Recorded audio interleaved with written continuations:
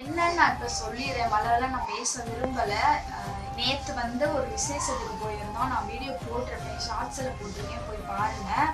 என்னோட நாத்தனாருக்கு வந்து ரிசப்ஷன், அதுக்கு போயிருந்தோம்.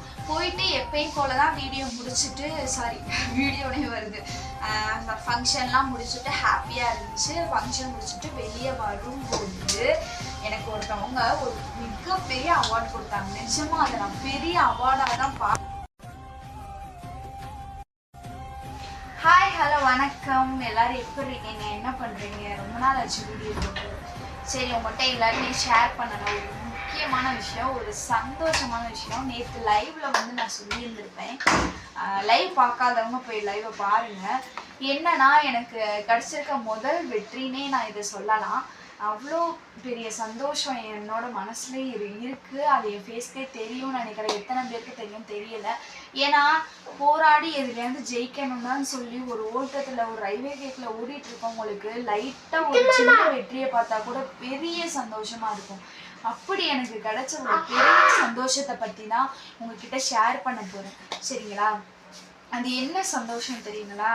எப்படி சொல்கிறேன்னு எனக்கு தெரியலை. அவ்வளோ ஹாப்பியாக இருக்கேன் நான்.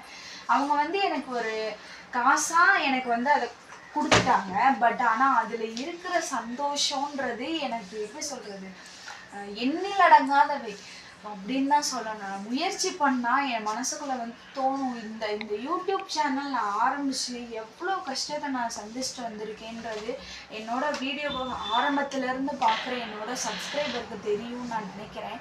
வீடியோ இடையில போட விட மாட்டாங்க. ஃபேஸ் காமிச்சதே நான் வந்து ரீசெண்டாக வீடியோவில் தான் நான் ஃபேஸ் காமிக்கவே ஆரம்பித்தேன். முன்னாடிலாம் நான் ஃபேஸ் காமிச்சு நான் வீடியோ போடலை. அதுக்கப்புறம் சரி நம்ம என்ன போடலான்னு யோசிக்கும்போது நானே எந்தெந்த வீடியோவோ எடுத்து போட்டேன். பட் எதுக்குமே வியூஸ் அவ்வளோவா போல. இப்போ வரைக்குமே அப்படியே தான் இருக்குது. ஆனால் நான் நினைக்கிறது என்னைக்கா இருந்தாலும் என்னோட வீடியோ ஒரு நாள் இல்லை ஒரு நாள் நான் சாதிப்பேன் அப்படின்னு நான் மனசார நம்பி நான் இந்த வேலையை செய்கிறேன். அவங்கவுங்க பிடிச்ச வேலையை செஞ்சால் அந்த வேலையில் இருக்க மன திருப்தியே அதிகமாக இருக்கும் அப்படின்னு சொல்லுவாங்க. அது மாதிரி தான் இந்த வேலையை நான் ரொம்ப மனசார பிடிச்சி நான் இதை பண்ணுறேன். இந்த வீடியோவுக்கு என்னோட ஃபேமிலியில் சப்போர்ட் எனக்கு கிடையாது. வீட்டுக்கார் முதற்கொண்டு என்னை எதிர்க்க தான் செய்கிறாங்க. ஆனாலும் நான் போகிறேன். ஏன்னா நான் வெளியே போய் வேலை பார்க்க முடியாது.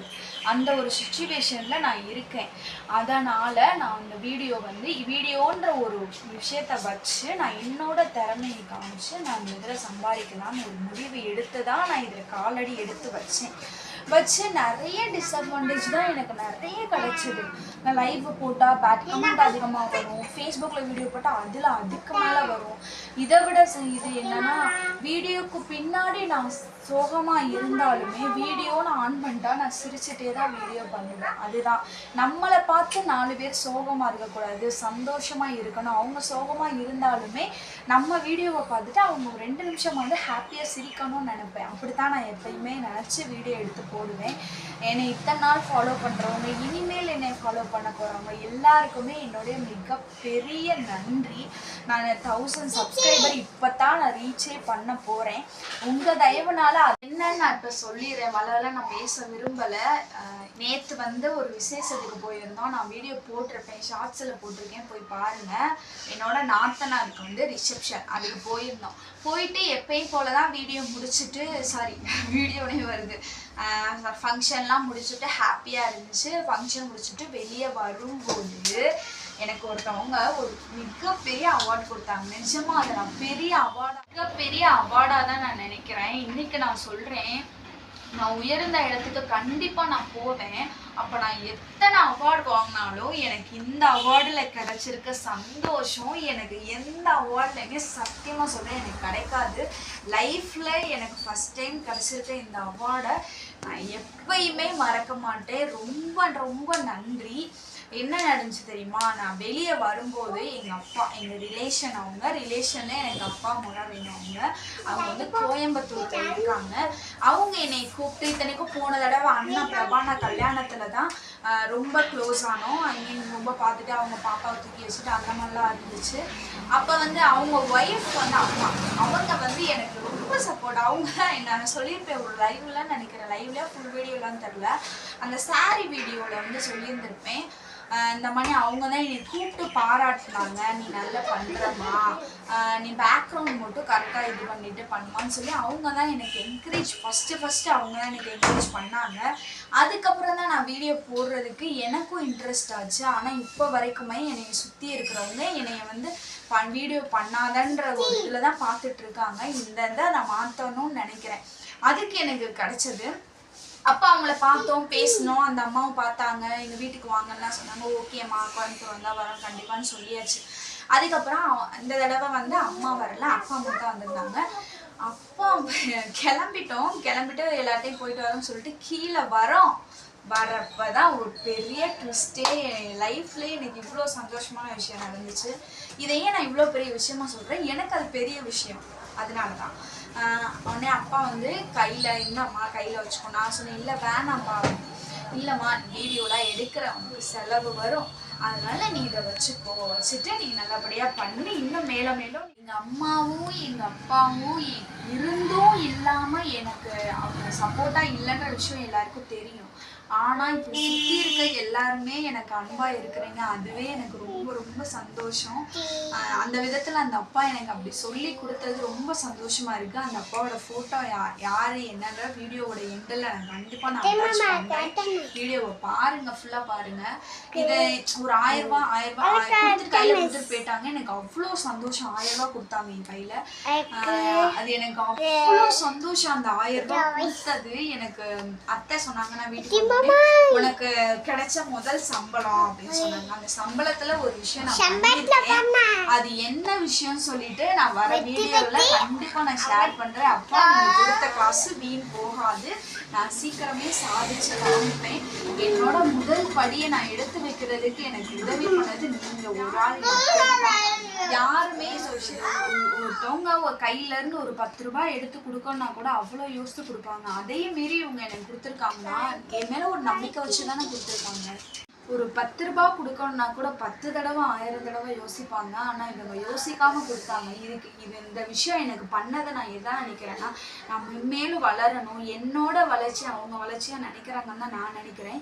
என் லைஃப்பில் எனக்கு கிடைச்ச முதல் சப்போர்ட் இதுதான் நான் நம்புகிறேன். என்னோட ஃபீலிங்ஸ் எத்தனை பேருக்கு புரியுதுன்னு தெரியல. ஆனால் எல்லாருக்கிட்டையும் நான் வைக்கிற ஒரே ரெக்வஸ்ட் என்னன்னா, ஒரு பொண்ணை வெளியே வராங்களா அவங்கள விட்டுருங்க. ஏன் எல்லாருமே ஏதாவது ஒன்று பண்ணி டாமினேட் பண்ணிகிட்டே இருக்கீங்கன்னு எனக்கு புரியல.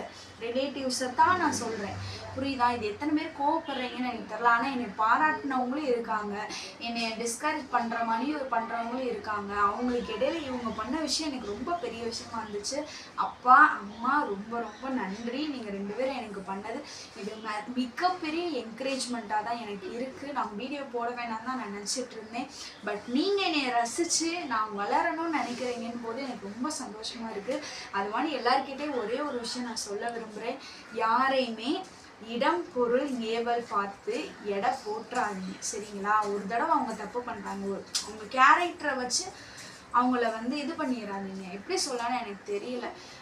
ஒருத்தவங்க இப்படிதான் அப்படின்னு நம்ம டக்குன்னு முடிவெடுத்துடக்கூடாது. கடவுள் அவங்கள எப்படி வேணா எந்த நேரத்தில் வேணா எப்படி வேணா மாற்றலாம். அது அவங்க கையில் கிடையாது, கடவுள் கையில தான் இருக்குது. குப்பையில் இருக்கவங்க கூட கோபுரத்தில் ஏறுறதுக்கு 1 நிமிஷம் ஆகாது. அதனால யாரையுமே ஈஸியாக இடம் போட்டுறாதீங்க. இதே மாதிரி நானும் என்னைக்காவது ஒரு நாள் முன்னேறி இதே சொசைட்டி முன்னாடி நான் நின்று காட்டுவேன். என்னோட லட்சியம் என்னன்னா, நான் சாகிறதுக்குள்ள என்னோட பேர் இந்த உலகம் முழுக்க பரவணும், புகழாரமாக ஜொலிக்கணும். அது மட்டும்தான் என்னோட ஆசை. நான் ஜொலிக்கும் போது இந்த வீடியோ வெளியே வரும், அப்போ எல்லாரும் பார்ப்பீங்க. என்னை பார்த்து சிரிக்கிற எல்லாருமே அப்போ மூக்கில் விரல வச்சு நிற்பீங்க. அதுபடி நான் கண்டிப்பாக நடந்துப்பேன். எனக்கு உதவி பண்ணவங்க, என்னை சப்ஸ்கிரைப் பண்ணவங்க, லைக் பண்ணவங்க, ஷேர் பண்ணவங்க, கமெண்ட் பண்ணவங்க எல்லாருக்குமே ரொம்ப ரொம்ப ரொம்ப ரொம்ப நன்றி. இதுக்கப்புறமா நான் வீடியோ தொடர்ந்து போடுவேன். என்ன தடைகள் வந்தாலும் சரி நான் கண்டிப்பாக வீடியோ போடுவேன். அதனால என்னோட சேனலை மறக்காமல் சப்ஸ்கிரைப் பண்ணி, லைக் பண்ணி, ஷேர் பண்ணி, கமெண்ட் பண்ணுங்கள், சரிங்களா? உங்களுக்கு என்னென்ன வீடியோ வேணும்னு சொல்லிட்டு கமெண்ட் பண்ணுங்கள், கண்டிப்பாக நான் ஷேர் பண்ணுறேன். ஓகே, இந்த ஒரு அவார்டை நான் மறக்கவே மாட்டேன். எல்லாருக்குமே ரொம்ப ரொம்ப ரொம்ப ரொம்ப நன்றி. முக்கியமாக அப்பா அம்மா இந்த 2 பேருக்குமே என்னுடைய மிகப்பெரிய நன்றி. இவங்க 2 பேருக்காண்டி தான் இந்த வீடியோ மிகப்பெரிய சமர்ப்பணம். ரொம்ப ரொம்ப நன்றி. ஓகே, பாய்.